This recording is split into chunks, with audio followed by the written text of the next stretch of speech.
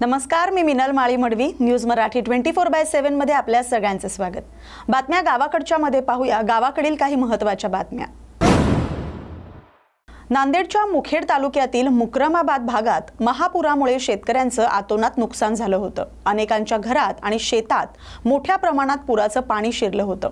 मुक्रमाबाद येथील दुग्ध व्यवसाय करणारे बालाजी खंकरे आणि मनमत खंकरे यांच्या शेतातील गोठ्यात पुराचं पाणी शिरून अनेक पशु दगावले आहेत, तर काही पुराच्या पाण्यात वाहून गेलेत. यामुळे त्यांचं कोट्यवधी रुपयांचं नुकसान झालंय. मात्र शासनाकडून तुटपुंजी मदत मिळाल्यानं नुकसानग्रस्त शेतकऱ्यांना जिल्हाधिकारी कार्यालयासमोर आजपासून आमरण उपोषण सुरू केले. शासनाने तातडीने पंचनामे करून पशुपालकांना बाजारभावाप्रमाणे तात्काळ आर्थिक मदत करावी अशी मागणी बालाजी खंकरे यांनी केली. या बातमीचा आढावा घेतलाय आमचे प्रतिनिधी मोहम्मद रफिक यांनी. दुधाळ जनावरे पाण्याच्या प्रवाहानं वाहून गेलेल्या जनावरांचा अद्यापर्यंत पंचनामा शासन स्तरावर नोंद घ्यायला तयार नाही. तर आमची एक प्रमुख मागणी आहे जिल्हाधिकारी महोदय साहेबांकडे की आपल्या मार्फत वाहून गेलेल्या जनावरांचे पंचनामे तात्काळ करून आणि जे आमची वित्तहानी झालेली आहे त्या वित्तहानीचं आणि वाहून. राष्ट्रवादी काँग्रेस शरदचंद्र पवार पक्षाचे नवनियुक्त गोंदिया जिल्हा अध्यक्ष रविकांत बोपसे यांचं तिरोडा शहरात जंगी स्वागत करण्यात आलं. कार्यकर्त्यांनी शहरातील सहकार नगर चौक ते जनसंपर्क कार्यालयापर्यंत बाईक रॅली काढून फटाके फोडून फुलांच्या वर्षावात आणि ढोल ताशांच्या गजरात त्यांचं स्वागत केलं. यावेळी शेकडो कार्यकर्ते, पदाधिकारी आणि नागरिक मोठ्या संख्येने उपस्थित होते. शहरभर रविकांत बोपसे जिंदाबाद, राष्ट्रवादी काँग्रेस पक्षाचा विजय असो अशा घोषणा करण्यात आल्या. पक्षाने दिलेल्या जबाबदारीला न्याय देत पक्षाच्या विचारधारेनुसार जनतेच्या प्रश्नांवर लढा देणं हेच माझं प्रमुख उद्दिष्ट असेल. सर्वांना सोबत घेऊन संघटन अधिक मजबूत करण्यासाठी प्रयत्नशील राहीन असं म्हणत रविकांत बोपसे यांनी सर्व पदाधिकारी आणि कार्यकर्त्यांचे आभार मानले. या बातमीचा आढावा घेतलाय प्रतिनिधी प्रवीण शेंडे यांनी. सिंदखेड राजा राजमाता जिजाऊ आऊसाहेब यांचं माहेर आणि छत्रपती शिवरायांचं आजोळ आहे, पण इथं अजूनही अनेक सुविधांचा अभाव आहे. सिंदखेड राजा राष्ट्रीय स्मारक घोषित झालं नसल्याची खंत शेतकरी नेते, सामाजिक कार्यकर्ते तसंच शिवसेना उभाटाचे नेते दिलीप चौधरी यांनी न्यूज मराठी सोबत बोलताना व्यक्त केली. सिंदखेड राजा राष्ट्रीय स्मारक घोषित करण्यासाठी कितीही प्रयत्न करावे लागले तरी करणार असल्याचं त्यांनी स्पष्ट केलंय. या बातमीचा आढावा घेतलाय प्रतिनिधी रघुनाथ आघाव यांनी. सिंदखेड राजा राष्ट्रीय स्मारक घोषित व्हायचं असेल तर सर्वप्रथम या सिंदखेड राजामध्ये शैक्षणिक विकास, शहरी विकास होणे महत्त्वाचं आहे, ऐतिहासिक विकास होणे महत्त्वाचं आहे आणि एक शैक्षणिक विकास सोबतच सौंदर्यीकरणसुद्धा या सिंदखेड राजाचं व्हायला पाहिजे. जसं राष्ट्रीय स्मारक जर घोषित व्हायचं असेल तर ज्यावेळेस सिंदखेड राजामध्ये आपण प्रवेश करतो, ज्यावेळेस सिंदखेड राजाची हद्द सुरू होती, सिंदखेड राजाला मध्ये येण्यासाठी 3 रोड आहे, देळगाव राजा रोड आहे, मेखर रोड आहे, जालना रोड आहे.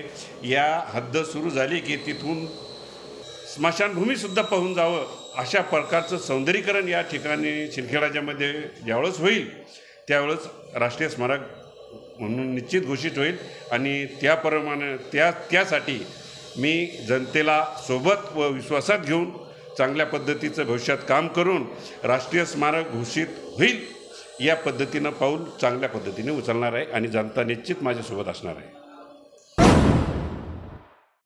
कन्नड तालुक्यातील शेलगाव येथील वाल्मिक वस्ती इथं ग्रामपंचायतीचा पाठपुरावा आणि प्रयत्नातून माजी आमदार उदयसिंग राजपूत यांच्या कार्यकाळात मंजूर झालेल्या सभागृहाचं उद्घाटन ग्रामपंचायत सरपंच विलास मनगटे, उपसरपंच युनुस पटेल यांच्या हस्ते आणि ग्रामस्थांच्या उपस्थितीत झालं. सामाजिक सभागृहासाठी अंदाजे 7 लाख रुपये निधी मंजूर झाला. ग्रामस्थांनी ग्रामपंचायत पदाधिकाऱ्यांचे आभार मानले. यावेळी संबंधित कॉन्ट्रॅक्टर आप्पा खरात, प्रवीण खरात यांचा शाल श्रीफळ देऊन सत्कार करण्यात आला.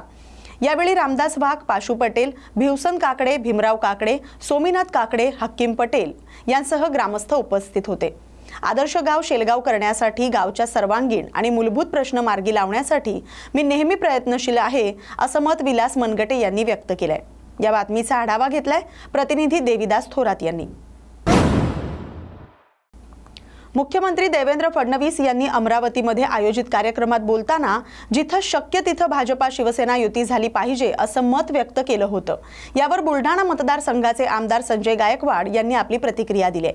शिवसेना भाजपासोबत निवडणूक लढले तरच फायदा होईल, नाहीतर या दोघांना परिणाम भोगावे लागतील असं गायकवाड यांनी पत्रकार परिषदेत सांगितलंय।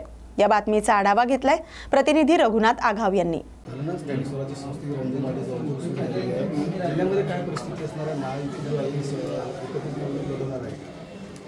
बघा, आता अमरावतीचे देवेंद्रजींचं आम्ही ऐकलं की जिथं शक्य तिथं युती करा, कारण शिवसेना भाजपाचा हा मतदार जो हा कॉमन मतदार आहे, एकच मतदार आहे। आज शिवसेना भाजप युती म्हणून लढले तर निश्चितपणे गोंदिया जिल्ह्यातील ग्रामपंचायत कर्मचारी आणि संगणक परिचारकांनी काम बंद आंदोलन पुकारले। कोरोना काळातील प्रोत्साहन भत्ता देण्यात यावा आणि दिवाळीकरता सानुग्रह अनुदान देण्यात यावं या प्रमुख मागणीसाठी तसंच इतर मागण्यांसाठी हे काम बंद आंदोलन पुकारण्यात आले। गोंदिया जिल्ह्यातील हजारोच्या संख्येने कर्मचारी या काम बंद आंदोलनात सहभागी झाले आहेत।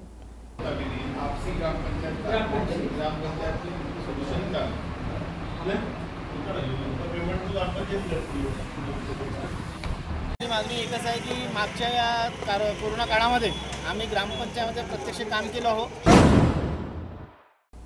रस्त्यात पडलेले खड्डे चुकवताना व्हॅन चालकांचं वाहनावरील नियंत्रण सुटल्यानं शाळेत जाणाऱ्या विद्यार्थ्यांची स्कूल व्हॅन नाल्याच्या पुलावरून उलटल्यानं 10 विद्यार्थी जखमी झालेत। त्यातील एकाची प्रकृती चिंताजनक आहे। ही घटना भंडाऱ्याच्या खमारी ते सुरेवाडा मार्गावर घडली। बेरोडी येथील क्रांतिज्योती सावित्रीबाई फुले विद्यालयाचे हे विद्यार्थी आहेत। परिसरातील गावातील विद्यार्थी खासगी व्हॅनने शाळेतून घरी परतत असताना ही घटना घडली। सर्व जखमी विद्यार्थ्यांना भंडारा जिल्हा सामान्य रुग्णालयात दाखल करण्यात आले। बारामतीतील विद्या प्रतिष्ठान शैक्षणिक संस्थेच्या 53व्या वार्षिक सर्वसाधारण सभेला सुरुवात झाली।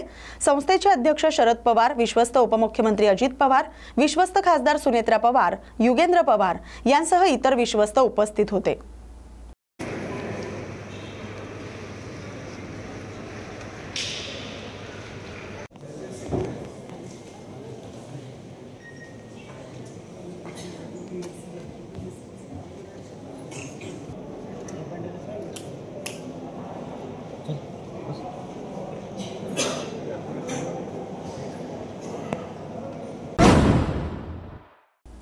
बीडमधून आता राष्ट्रवादी अजित पवार गटानं नगरपालिका निवडणुकीचं रणशिंग फुंकलंय। आज राष्ट्रवादीचे नेते डॉक्टर योगेश क्षीरसागर आणि डॉक्टर सारिका क्षीरसागर यांनी कार्यकर्ता बैठक घेतली। नगरपालिका निवडणुकीची रणनीती कशी आखायची यावर चर्चा झाली। दरम्यान यावेळी मीडियाशी बोलताना डॉक्टर योगेश क्षीरसागर यांनी भावावर तर डॉक्टर सारिका क्षीरसागर यांनी दीरावर टीकास्त्र सोडलं। आमदार संदीप क्षीरसागर यांनी गेल्या 6 वर्षात बीडमध्ये काय विकास केला? त्यांनी काहीच केलं नाही। त्यांना साधं बीड नगरपालिकेत किती वॉर्ड आहेत हे देखील माहित नाही असं म्हणत डॉक्टर सारिका क्षीरसागर यांनी आमदार संदीप क्षीरसागर यांच्यावर टीकास्त्र सोडलं। उमेदवारांसाठी आरक्षित जागा सुटलेली मी पहिल्यांदाच असं होतं। कसं पाहता पहिल्यांदा पुन्हा एकदा आता महिला विराजमान होणाऱ्या नगरपालिकेवर आनंद सर्वप्रथम याच गोष्टीचा आहे की एक महिला आता अध्यक्ष होणार आहे आणि मला वाटतं जेव्हापासून नगरपालिका बीडची झाली आहे तेव्हापासून प्रथमच अनुसूचित जातीच्या महिलेला म्हणजे बाबासाहेबांच्या लेकीला तो हक्क मिळणार आहे आणि याच्यापेक्षा जास्त आनंद स्थानिक स्वराज्य संस्थेच्या निवडणुकी शहर आणि ग्रामीण भागाच्या याचं बिगुल वाजल्यापासून अनेक इच्छुक अनेक भागातून येऊन या शहर आणि ग्रामीण भागाच्या निवडणुकी शहर प्रमुख नितीन तिवारी यांच्या नेतृत्वाखाली शेकडो शिवसैनिक आणि कामगारांनी आंदोलन करत डीआरएम कार्यालयाचे मुख्य द्वार 2 तास बंद केलं। आरपीएफची झटापट करून महिला कामगारांनी गेटवर चढून परिसरात प्रवेश केला। तिवारींनी आरोप केलाय की स्टेशनवरील ठेके बाहेरील माफियांकडे असून ते कामगारांकडून दरमहा 6 ते 8 हजार रुपयांची वसुली करतात। डीआरएम विनायक गर्ग यांनी संबंधित गुंडांवर कारवाई करण्याचे आदेश दिलेत आणि पगार थेट खात्यात जमा करण्याचे निर्देश दिलेत। गुंडांना हटवा अन्यथा स्टेशनवर शिवसैनिक तैनात होतील असा इशारा शिवसेनेने दिलाय। डीआरएम ऑफिसवर हल्लाबोल केलेला आहे। काय नेमक्या समस्या आहेत, काय मागणी आहे? मॅडम, कर्मचाऱ्यांच्या मागण्यापर्यंत ठीक होता, परंतु आता मला माहित पडलं की कर्मचाऱ्यांच्या मागे दहशतगर्द माफियाखोर लोक काम करत आहेत। हा नागपूर स्टेशन मी अजून सांगतो, नागपूर आणि अजनी स्टेशन नागपूर मध्य रेल्वे अंतर्गत हा गँग्स ऑफ वासेपूर बनलेला आहे। या बातमीसह बातम्या गावाकडच्या मध्ये आता इथेच थांबतोय। अशाच महत्त्वाच्या बातम्यांसाठी पाहत रहा न्यूज मराठी 24/7। नवा भारत नवा विचार।